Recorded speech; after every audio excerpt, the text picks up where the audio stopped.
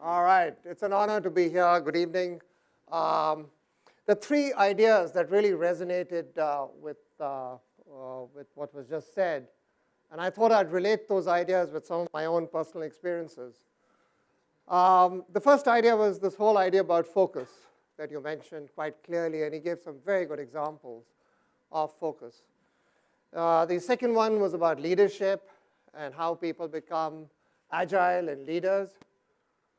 And the third idea was execution, really making it happen. So let me try and link those three ideas with some of my own experiences. I started as a salesman, selling soaps and detergents in Jammu, shop to shop. And my first review with my boss, a legendary sales manager called GP, I was really nervous. So I produced a huge deck, which had 25 objectives in the deck. And I took it to GP, and I put a deck in front of him. I had a deck.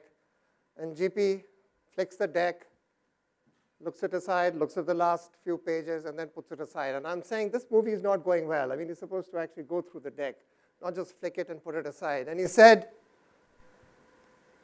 Sanjay, how many fingers do you have in your hand?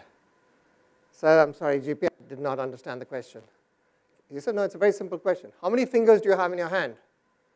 So I said, GP, 5. He said, all these 25 objectives is nonsense. There are only 5 things a human being can do. We will agree what those 5 things are. We will measure them, and we will execute against those 5 things. And that indeed, as my colleague said, started my actually journey on focus many years. Now, many years. I was on the board of Hindustan Lever some years back, and now home is Chicago and Delhi. When I took over to run Kraft Foods outside the US, we bought 2 companies. One was Cadbury, so we ran Cadbury, and the other one was a company called Danone Biscuits worldwide. And it was underperforming. The reason it was underperforming is that, like many companies, Western or local, we were seduced by 1 billion Indians and 1 billion Chinese without really focusing on what really mattered, without really getting the leadership right, and without getting the execution right. We were really underperforming. And I remember GP, so we followed the same thing. We focused on 5 categories. Everything else, we stopped.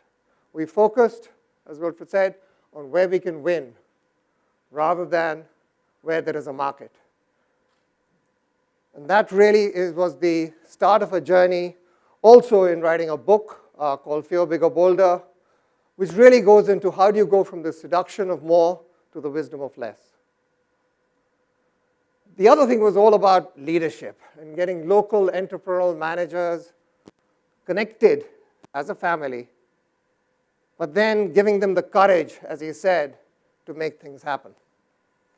And leadership at the end of the day was, you also spoke about, of course, luck plays a major part in this whole game of leadership and execution. But I can tell you, you have to work really hard to be lucky. And it kind of helps if you really work hard as well. And finally, execution. What we found was success is really 10% strategy, but 90% execution. It's all about making things happen. And the work that we've been doing, and the work I now do as a professor at Northwestern University and as a consultant, is really about execution and making it happen. Talk is cheap. Many companies get murdered by PowerPoints. This is about really making things happen, because that's the only thing that really matters. But anyway, focus, leadership, and execution. That's what it's all about. And it's a delight to actually be here with you. I think what we can do right now is, rather than my talk for too long, is maybe, well, if you join me on the stage, maybe Amit, you want to come over as well, and we can just open it up for Q&A on any subject on the earth, including the new president-elect in my place. My home's in Chicago, and I couldn't sleep because it's jet-lagged and so on and so forth. At 3 o'clock this morning, I was calling my friends in Chicago, and I believe there are protests near my home and stuff. So it's quite a polarizing election. But anyway, That's all about focus, leadership, and execution, I guess, even for him. Sure. Great, Sanjay. Thanks a lot for these insightful remarks. So questions, please. Yes, sir. You want a mic or something? Yeah. You may like to just tell us who you are so we know where you're coming from. My name is Jasawala. I am from Thompson Press. It's a printing business. So my question, and maybe I mark it to Amit because we haven't heard you through the day, is among these 6 factors that you have identified, do you need to excel in any one, or do you need to have a certain level of excellence in all of them, may not be world-class in all? How do we relate with these 6 vis-a-vis excelling in all of them or whatever? I think if you really look at it, like operational excellence, as Wilfred had actually said, is a very basic necessity to be successful in this country. Because when you talk about manufacturing or whatever, you need to actually talk about scale, you need to actually talk about going to people in the right sense and so on and so forth. So that's a very basic necessity. But otherwise, going along, it's not that you have to do all the things right. It's going to be one of the things which is actually going to drive our competitive advantage.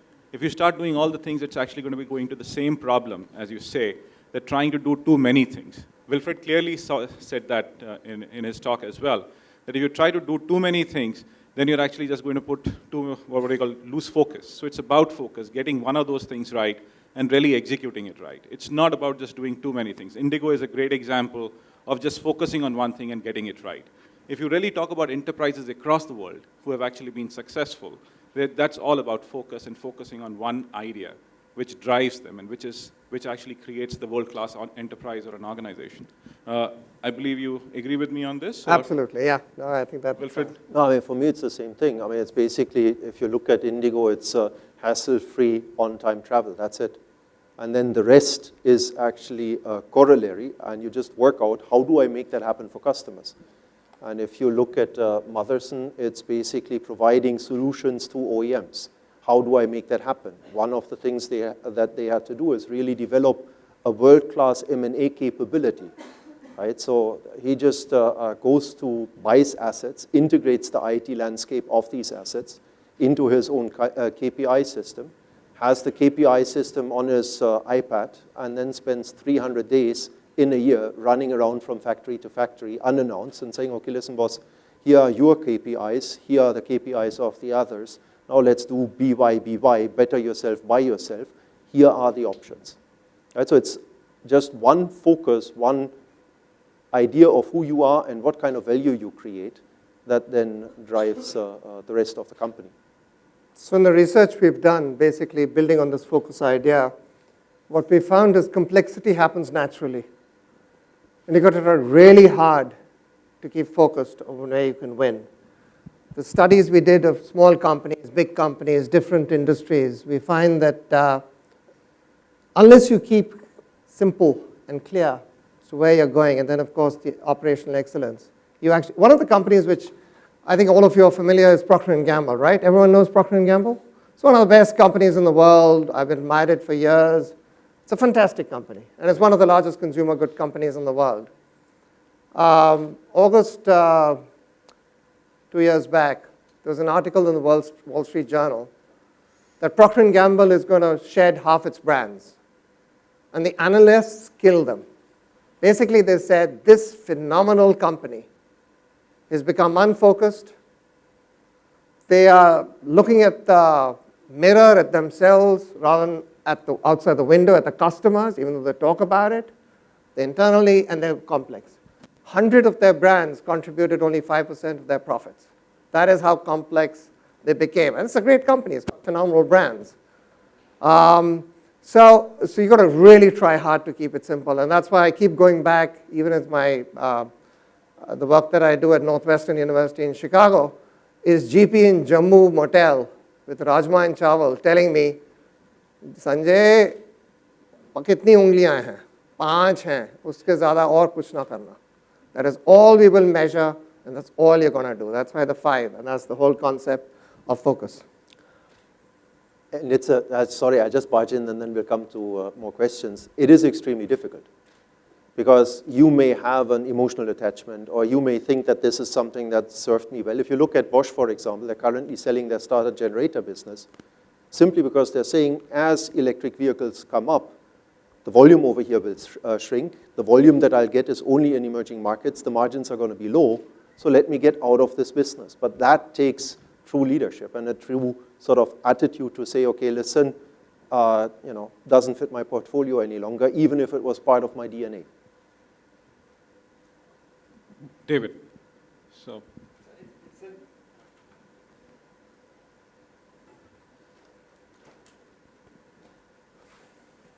Very interesting. I spend all of my time looking at social enterprises and have looked at them all over the world and came back here to India because of the reasons that I mentioned earlier in terms of the remarkable combination of efficiency and innovation that gets represented in so many different ways here that doesn't show up elsewhere. As you went through those companies, none of which I'm familiar with, you could see kind of that same requisite set of thinking and capabilities. And we almost never find a global north social enterprise that can compete with a global south social enterprise in low resource environments. So my question is, how is that an opportunity in the sense that there's a common DNA between the enterprises you studied and the enterprises we study for them to work together? Is that a valuable resource, or would we be better off kind of doing partnerships with a Unilever or a P&G or whatever, just because they happen to have a higher exchange rate on the resource that they would bring, and therefore you'd just be leveraging that? Yeah, if you look at what's happening in India and you look at many of these family companies and family enterprises, whether it's Thermax or Kirloskar, what you'll find is that they have already strong social activities because they have from long understood that they have a responsibility for the environment, they have a responsibility for their workers. So there's been investment in schools, investment in employment, investment in training, investment in infrastructure in the various locations where they have plants. If you look at JSW Steel, that's a good example. What happened over there in the Vijayanagar steel plant, they invested very heavily into the local environment. And when the steel crisis hit, or the iron ore crisis hit, where basically the Supreme Court said, okay, listen, stop selling iron ore, right? From one day to the next, no more input material available. What you could see is these local communities rallying behind JSW Steel, lobbying the government and saying, okay, listen, please government, give them an opportunity to make money, because at the end of the day, this company is vital for us, vital for our children, vital for the betterment of our overall lives. So you'll have that kind of social responsibility already ingrained, and it's part of the overall business system. Generally, what I feel is actually the best way forward for countries such as India is to find for-profit business models. That's the one problem that I have with a 2% CSR law by the government, because that limits us to invest in non-for-profit activities. I'd much rather take that money, put it in a fund, and then let me find social enterprises that change India, have an impact on India, and make some money in the process, because if they make money, they can scale, right? I would just mention that Neelam's model is essentially a hybrid that enables Neelam Cheeber, who spoke earlier, is essentially a very innovative hybrid that enables her to take the CSR funding as a nonprofit and then push it into producer companies that are profitable for the women. So, I mean, that's kind of the creativity that I'm talking about, where you look at that set of restrictions and figure out a way to make what needs to happen. But I totally agree. Eventually, that has to change. So, David, I think there's something very interesting. As we were talking about the Social Progress Index as well during the day, this is going to be the precursor to the social impact bonds. that might actually come through over a period of time by the government. So this is just, I can't really share much more than this, but the only thing I can say is that there is a precursor to something which is going to be very big in terms of like how social impact through business enterprises and understanding things on the ground could actually happen. So that's where it is. Yes, Raja. Good evening. I'm Atul Batra here. Yeah, right here. Yeah. First of all, my congratulations to both Wilfred and Amit for what seems to be an excellent book. I can't wait to read it. My second, the point I would like to just say is, I would like the comment from all three of you on what do you think of this issue, the Tatas.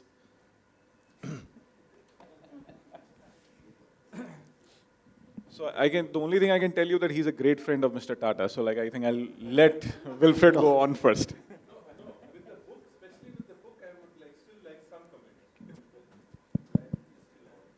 See, I have a very simple view of the world. I believe that it is vital for India to have companies that have global impact, brands that are globally recognized. I think that the House of Tata is one of these brands that has a potential to achieve this. And I just hope that they find a resolution quickly and limit the impact on the company as such, because there are lots of people working hard to create products, and they're working hard to be successful in the market. So I just hope that this sort of gets resolved quickly. I think that's all I can say at this point. I think I'll just like to say that we are just putting too much of emphasis on one small boardroom battle and just trying to read too much into it. These kind of things happen all the while across many set of companies. Let's not read too much into it. I think they will probably come out with exceptional colors. It's a great enterprise which has great history. And I think let's not read too much into it. That's where it is. Raja. Congratulations again. Right? Sanjay, would you like to go on this? No, I think the comments are very fair. I mean, I think Tata's is one of the most phenomenal institutions created over generations. This is a wobble. It's clearly a wobble. It's a big. I think it's a little more than a minor boardroom battle. I think it's a pretty significant storm. But that's just a perspective. I didn't want to say that, but then that's okay. I think it's huge. But I think they'll come out of it. And at the end of it, this will move on. It's unfortunate the way it happened. It's almost as interesting or dramatic as the Trump-Clinton drama have in Chicago. And it's great soap time opera. Raja. I'm Raja Chowdhury. I'm a filmmaker, and congratulations on the book. I'm looking forward to reading it. The question I have is that I looked at the families you described, and these are second, and most of them are second and third generation Indian business houses that have rode through the storms of, the license rajas and all of that, and they know how to play the game. And they're now innovating, but what is the tiger like of the new startups and the new investments and the venture capital? What are you seeing in that, and what were your thoughts on that? No, I think, again, if you look at the startup, that's part of the book as well. It's not part of the discussion that we had today. If you look at the startup environment in India, it is positive, it is exciting. I was just on a panel the day before yesterday with Ether Energy and Torque. These are basically new startups building electric two-wheelers. So you can see young entrepreneurs that are driven, that are trying to address a need either from a customer side or an environmental side that are quite successful. If you look at Idea Forge, we have, at least that's what they claim, one of the most performing, if not the most performing UAVs in the country, developed in the country, and tested in border applications, in intrusion detection and countermeasures. We have Gray Orange, we have here in Gurgaon, we have high-tech robotics working on ADAS systems, AGVs. So there's a lot of it happening, and not all of it, luckily, is just aggregation or some e-commerce business model. So we actually do have engineers creating real products. I'm passionate about it because that's where I come from. So it's positive. I think the road is obviously a long road, and there is also need to further support these startups. But let's also be clear, if you look at the European environment, I was just at a Euro-India Startup Summit, where we look at linking the Indian environment and the European environment from an investment perspective and market access perspective, the Europeans have the same complaints about their government as the Indians, right? So I think there's a lot to do, a lot to improve, but we're not alone in that race. Startups have challenges all over the place, maybe less so in the United States. That I'm not 100% sure. And Israel, for example, has potentially a much better environment than us. But yeah. But you believe that a lot of, and this is for you, sir, do you believe that a lot of the new employment, the new vocational training, the new careers that are coming are going to come from the startup communities that are emerging? Or do you feel that the large companies are still going to dominate that? Yeah, I don't think it's an either or. I think it's and. I'm actually invested in a few startups here in India. And the two things that are happening as a result. First is I learn a lot. It's unbelievable. Because the moment anyone thinks you actually know something, you have a problem. And you realize how much you don't know as I interact with some of these guys in their 20s and early 30s. So it's just they're taking risks, the leadership, the courage that he talked about. So, but I don't think it's an either or. I think some of the larger companies, whether it's Indian or multinational, still tend to be great training grounds to encourage talent. So I think both will flourish in countries like India. One of the things he said earlier in his talk, which I thought was very impressive, is India is a phenomenal training ground for leadership. Frankly, if you go through an Indian middle management, senior management, whatever level, it doesn't matter. It is unbelievable. That training that you get is applicable anywhere in the world. I mean, overnight, in a few hours, there's something that happens to currency. You've got to react pretty quickly when something happens to currency. I landed in Delhi the day the currency drama was happening, and you've got to react. And similarly, with the volatility and the ambiguity that happens in this country, that learning is phenomenal. It is actually, in a way, doing business in the US is relatively more straightforward because there are predictable models, there are predictable retailers, there is Amazons, but it is far more structured. And therefore, the learning in this environment for leadership is just outstanding. I'm trying to encourage a lot of people to come to India in middle management to actually get trained as they go back to their own countries around the world. And it's a phenomenal training experience. You succeed here, you can do almost anywhere. So, Mr. Sansi. Thank you. It's not a question, it's sort of a statement after. Thank you. My name is Vinay Sansi. And I'm very grateful that Amit gave me a possibility. We just spoke to each other yesterday, and I'm sitting over here. And I've had the opportunity of living in your country, Mr. Wilfred. I've been living there for about 45 years, and I've lived in the United States, so the best of so-called two worlds.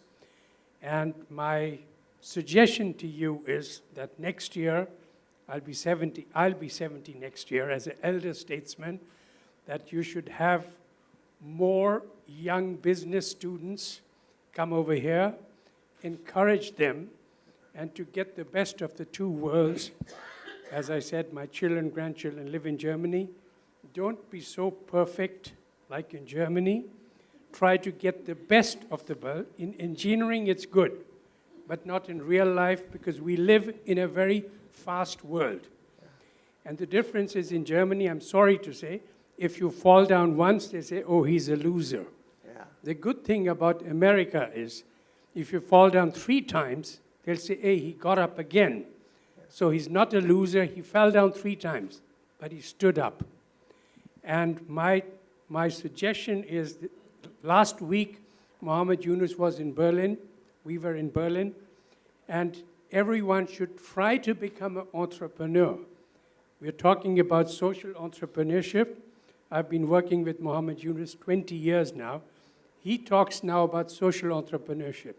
And his favorite thing is he says we are not born as workers in nature, in evolution. We go and get our own food. So encourage young people. And for me, a big wie sagt man, Hoffnung? Was heißt Hoffnung? Hope. Hope. A big hope for me with the young people here, the young students, optimists, what do you call them? The optimist citizen, that will be my final word. Young people coach with others, like Amit, you. Encourage young people to become entrepreneurs with education, but be brave and try something. Thank you. Thank you.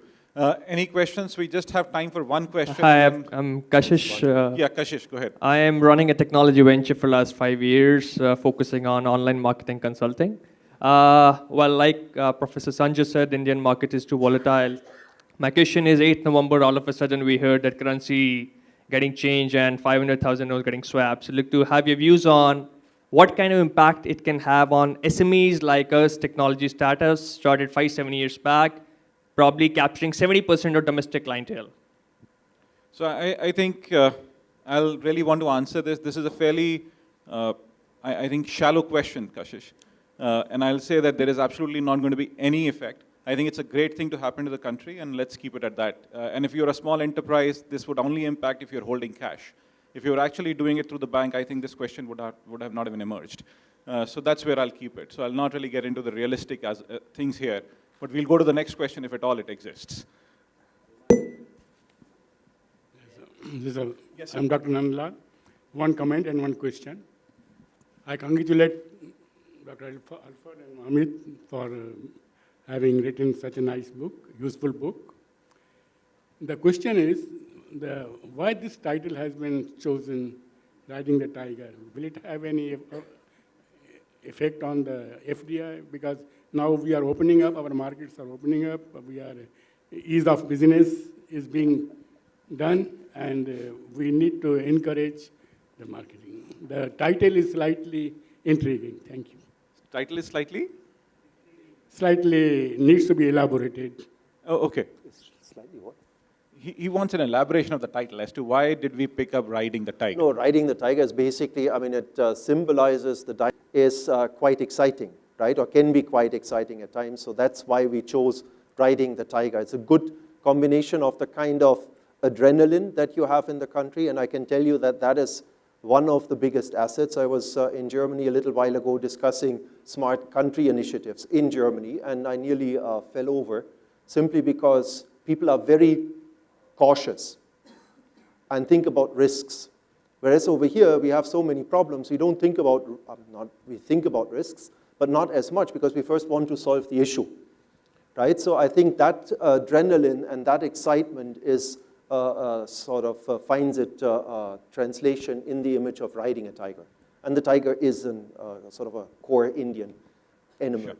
So thank you, Wilfred. Sanjay, some last comments from you, anything that you would like to add? No, it's been an honor. This sounds like a great book, and I think it's an honor to be here with this audience and the two of you, and I look forward to keeping in touch. Sure. Thank you. Thanks a lot. So thanks a lot for joining us today. Be well. Have a nice evening.